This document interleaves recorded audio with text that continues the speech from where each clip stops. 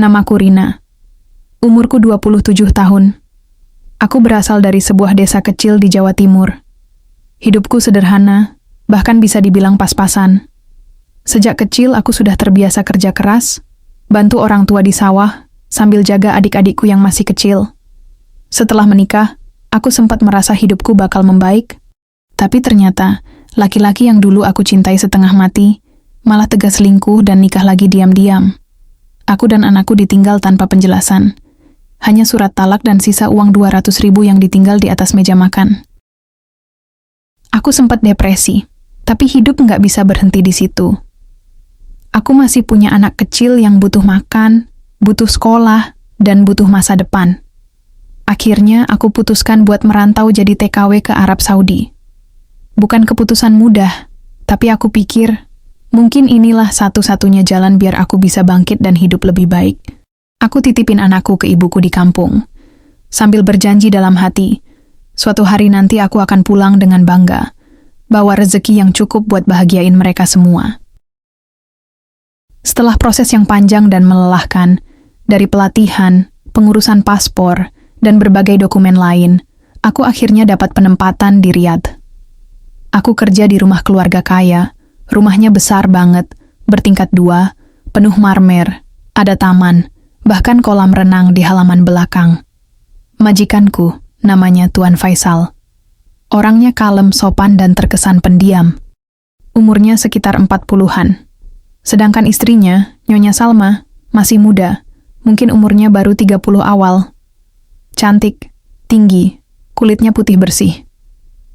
Tapi dari pertama aku datang, dia sudah terlihat dingin dan sedikit acuh. Dia jarang ngomong, bahkan kadang kayak nggak peduli ada aku di rumah. Hari-hariku diisi dengan rutinitas biasa. Bangun pagi sebelum azan subuh, bersih-bersih rumah, masak sarapan, cuciin baju anak-anak mereka, dan kadang ikut jaga anak kalau si Nyonya lagi pergi. Aku nggak pernah ngeluh, karena aku tahu inilah resikonya kerja di luar negeri. Aku cuma pengen nabung, kirim uang ke rumah, dan pulang nanti dengan senyum. Tapi dari hari ke hari, aku mulai sadar ada hal yang berubah. Awalnya kecil, tapi lama-lama jadi terasa. Setiap aku antar teh ke ruang kerja Tuan Faisal, dia mulai ngajak ngobrol. Awalnya cuma tanya kabar, tanya soal kampung halamanku, dan cerita sedikit soal anak-anak. Tapi lama-kelamaan obrolan itu jadi lebih pribadi. Dia pernah tanya kenapa aku sampai memutuskan kerja ke luar negeri. Aku jawab sejujurnya. Soal suami yang selingkuh, soal anak yang kutitipkan ke ibu, dan soal hidup yang harus terus jalan meskipun hati sudah capek. Sejak itu, sikap Tuan Faisal padaku jadi makin lembut. Setiap kali aku bawain minuman, dia selalu bilang terima kasih dengan senyum hangat. Dia bahkan pernah bilang, "Kamu wanita kuat, Rina." Kalimat itu sederhana, tapi buatku, rasanya seperti pelukan di saat aku lagi kedinginan. Seolah ada yang benar-benar peduli, meski hanya sesaat. Aku mulai merasa ada sesuatu dalam diriku yang bergerak. Deg-degan tiap dengar dia manggil nama aku. Gagal tidur kalau malam karena kepikiran tatapan matanya yang lembut. Aku mulai takut dengan diriku sendiri. Ini bukan perasaan yang seharusnya tumbuh antara pembantu dan majikannya. Aku tahu batas itu, tapi perasaan itu tumbuh begitu saja, tanpa aku minta.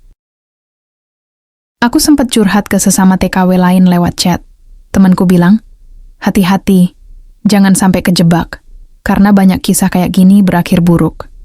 Tapi aku bingung. Aku nggak merasa didekati dengan cara jahat.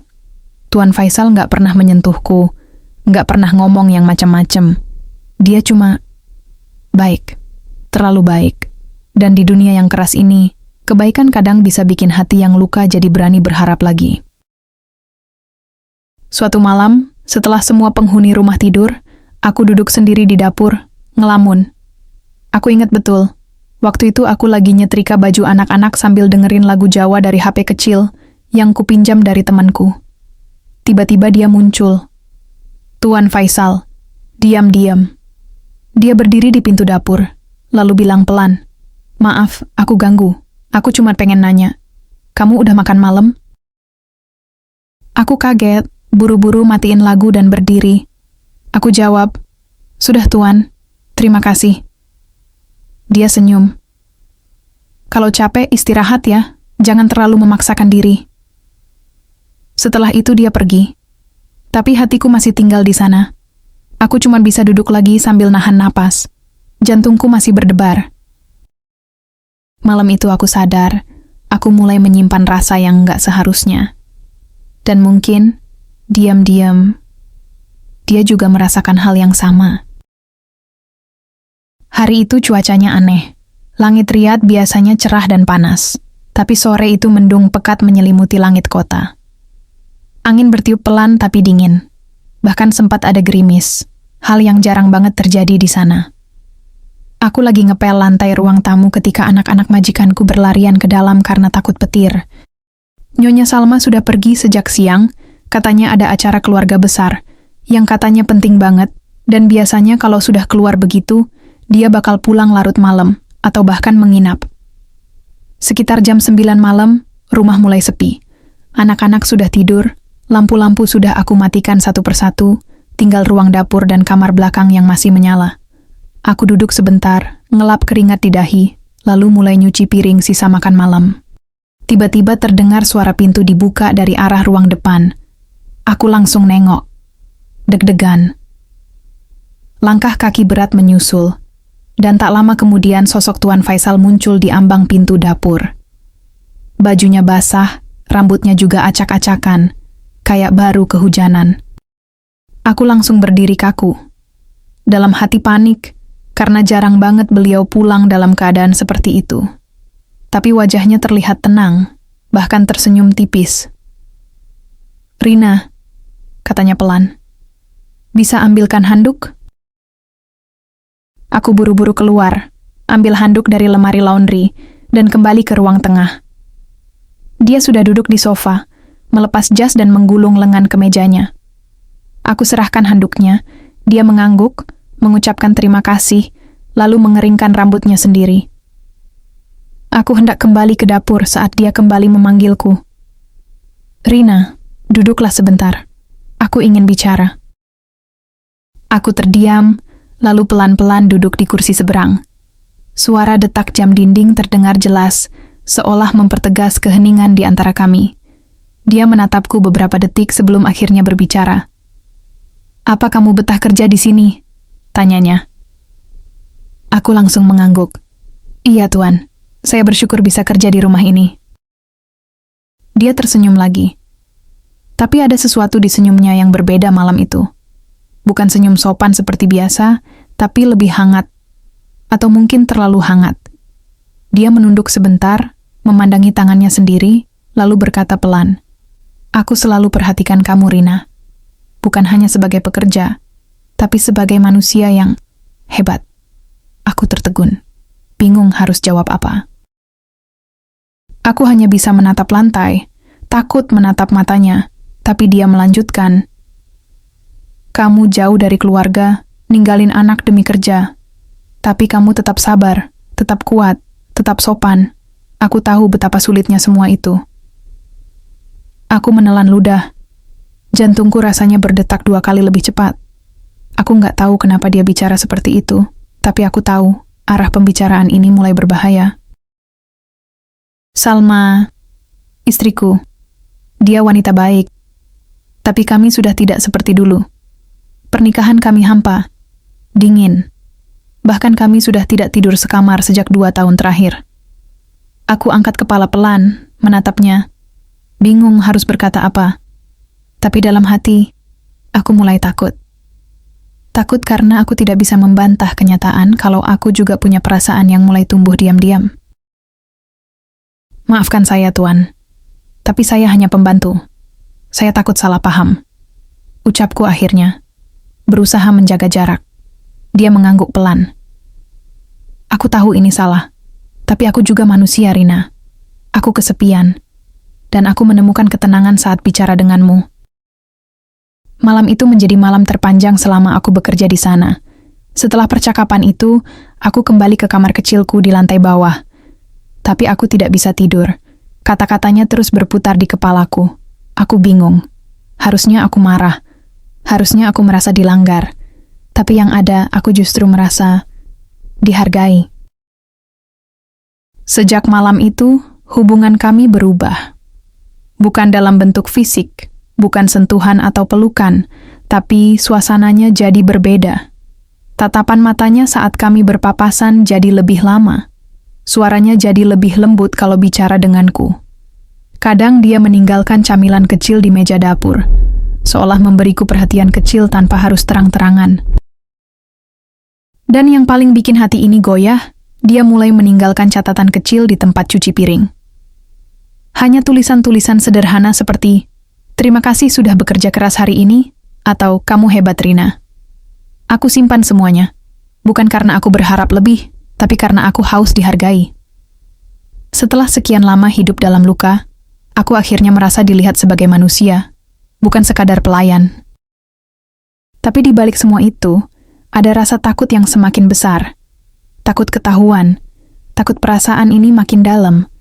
Dan yang paling aku takutkan, kalau aku mulai berharap sesuatu yang nggak mungkin terjadi. Malam itu aku duduk sendiri di taman belakang rumah, di bawah langit riat yang kembali cerah. Angin malam bertiup pelan, dingin, tapi terasa menenangkan. Sudah lewat tengah malam, tapi mataku sama sekali nggak bisa terpejam. Banyak hal yang bergelayut di kepala. Tentang kata-kata Tuan Faisal. Tentang sikapnya akhir-akhir ini. Tentang hatiku yang mulai sulit diajak kompromi. Entah kenapa, aku ngerasa kayak bukan pembantu lagi. Aku mulai merasa seperti wanita biasa yang sedang jatuh cinta. Dan itu yang bikin aku takut. Takut karena ini salah. Takut karena dunia pasti nggak akan pernah adil sama kisah cinta seperti ini. Tapi hati ini seolah nggak peduli. Perasaan itu tetap tumbuh pelan-pelan. Setiap kali aku melihat sorot matanya. Saat aku masih melamun, tiba-tiba lampu taman menyala. Langkah kaki pelan terdengar dari arah pintu belakang. Aku menoleh. Dan benar saja itu dia. Tuan Faisal. Dia mengenakan baju santai, berjalan pelan ke arahku, lalu duduk di bangku taman, agak jauh tapi masih dalam jarak bicara. "Kamu belum tidur?" Tanyanya pelan. Aku menggeleng. "Nggak bisa tidur, Tuan." Dia mengangguk pelan, menatap langit sebentar, lalu berkata, "Aku juga. Sejak malam itu, banyak hal yang aku pikirkan." Aku menunduk. Aku tahu kemana arah pembicaraan ini, tapi aku hanya diam. Menunggu dia melanjutkan. "Rina, aku tahu kamu perempuan yang menjaga hati, tapi aku juga tahu kamu bukan wanita biasa. Ada sesuatu dalam dirimu yang membuatku tenang setiap kali melihatmu, dan aku nggak bisa bohong. Aku jatuh cinta." Kalimat itu keluar begitu saja, pelan, tanpa tekanan. Tapi buatku, itu terdengar seperti guntur yang menggelegar di dalam hati. Aku menoleh perlahan, menatap wajahnya yang serius. Dia tidak tersenyum seperti biasanya. Matanya lurus menatapku, seolah ingin memastikan aku tahu dia tidak sedang main-main. "Tuan, saya ini cuma pembantu. Saya nggak pantas untuk dengar hal kayak gitu," ucapku lirih. Dia menggeleng pelan. "Kamu salah. Di mataku, kamu bukan cuma pembantu. Kamu wanita yang kuat, sabar, dan punya hati yang tulus. Dunia boleh bilang ini salah, tapi aku tahu apa yang aku rasakan." Aku terdiam. Hati ini rasanya seperti diaduk-aduk. Antara ingin menerima, tapi juga sadar ini bukan cerita cinta biasa. Bukan dongeng yang bisa berakhir bahagia tanpa luka. Karena aku tahu, seandainya Nyonya Salma tahu semua ini, aku pasti akan disingkirkan. Dan lebih dari itu, aku takut nama baik keluargaku rusak. Aku takut anakku nanti malu karena ibunya pernah jatuh cinta pada suami orang. Aku berdiri pelan, berusaha mengakhiri pembicaraan. Tapi sebelum aku sempat melangkah, dia berkata, "Besok aku akan bicara dengan Salma." Langkahku terhenti. Aku menoleh pelan. "Tuan, jangan, saya mohon." Dia bangkit berdiri juga, mendekat beberapa langkah. "Aku serius, Rina. Aku nggak bisa pura-pura lagi. Aku mau jujur, apapun resikonya." Aku hampir menangis malam itu. Bukan karena sedih, tapi karena takut. Aku nggak ingin menyakiti siapa-siapa. Aku cuma ingin kerja, nabung, pulang, dan bahagiain anakku. Tapi sekarang, semuanya jadi rumit. Dan benar saja, keesokan malamnya, saat aku sedang menyiapkan makan malam, Nyonya Salma pulang lebih awal dari biasanya. Wajahnya tampak kaku. Tanpa banyak bicara, dia langsung menuju ruang tengah. Tak lama kemudian aku dipanggil. Aku melangkah dengan kaki gemetar. Di ruang itu sudah duduk Tuan Faisal dan istrinya. Wajah Salma dingin. Tatapannya tajam menembus dadaku. Dan aku tahu, rahasia kami sudah terbongkar. Kamu pikir aku nggak tahu, ya? Ucapnya tajam. Aku tidak bisa berkata apa-apa. Tenggorokanku kering. Aku hanya menunduk. Tapi Tuan Faisal langsung berdiri, berusaha menjelaskan. Salma, aku yang salah. Jangan salahkan Rina. Tapi Nyonya Salma menatapku dengan penuh benci. Kamu tahu diri, kan? Kamu pembantu. Tempatmu bukan di sini. Besok pagi kamu pulang. Hatiku hancur.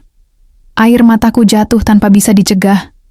Aku ingin menjelaskan, ingin bilang, aku tidak berniat merusak rumah tangga siapapun. Tapi tidak ada gunanya. Semua sudah terlambat. Pagi harinya, aku diberi tiket dan koperku sudah dikemasi. Tidak ada salam perpisahan. Tidak ada kata maaf. Tuan Faisal sempat menemuiku sebentar sebelum aku masuk mobil jemputan. Aku akan datang ke Indonesia. Aku janji, katanya. Aku hanya tersenyum getir. Kalau Tuan benar-benar cinta, jangan cari saya. Lupakan semuanya. Saya ingin hidup tenang. Sekarang aku sudah di kampung. Aku kerja di warung kecil, hidup sederhana bersama anakku. Tapi setiap malam, saat semuanya tidur, aku masih kadang menatap langit, mengingat satu nama, yang pernah membuatku percaya lagi, bahwa cinta bisa datang di tempat yang paling tak terduga.